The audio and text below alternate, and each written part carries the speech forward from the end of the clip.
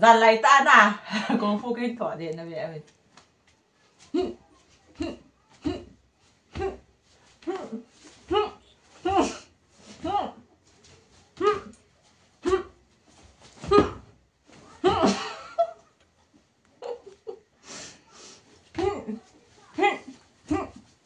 Số điểm lột cái số tại sắm căn nó cái lòm thể hiện gọi lệ thắng. Khoản ở quầy không tao của cái sụ nóm cái số tao nghe sụ đi lầm từ lâu.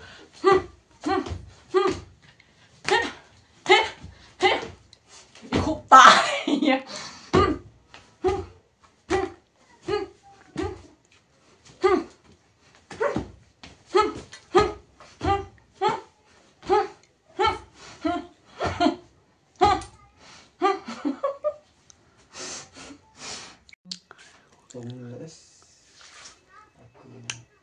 Dẫn được rồi.